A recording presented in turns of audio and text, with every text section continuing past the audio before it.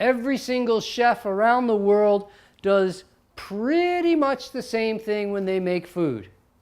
They make food that will not satisfy you. Because at the end of the meal, there will then be dessert, and the dessert will satisfy you. The dessert is what satisfies you.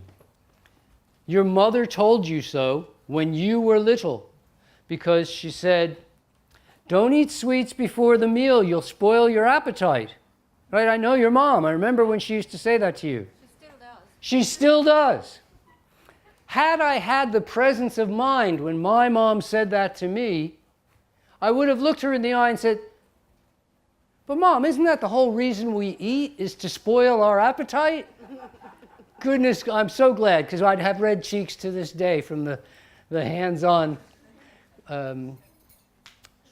persuasion that she would have provided for me to be cheeky.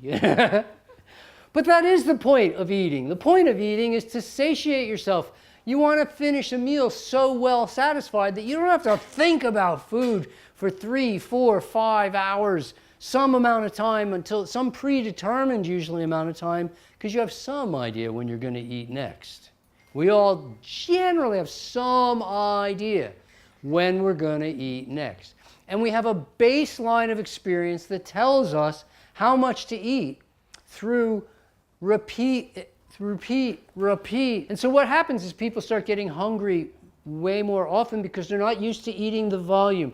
We actually have to go on a program of learning how to recalibrate what is a normal size meal. You know, people look at me taking 10 or 15 nectarines and go, that's a lot of nectarines. I'm going, yeah, it's just I had breakfast, it's not much, and then I'll have lunch, you know, and then dinner's not that far away. If it was only 2 meals a day, I'd have 20 nectarines.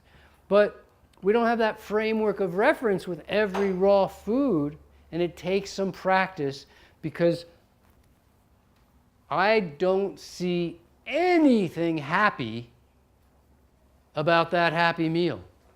There's nothing happy about that thing. It's so tiny. I feel so sorry for people eating standard Western diet, eating their petite little meals that I would consider to be an hors d'oeuvre, and so do they.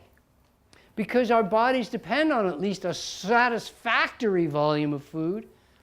And what people are proving left, right, and center is that if you eat as much food as you want, but in those concentrated calories per bite that refined food always is, you're just going to gain weight like crazy.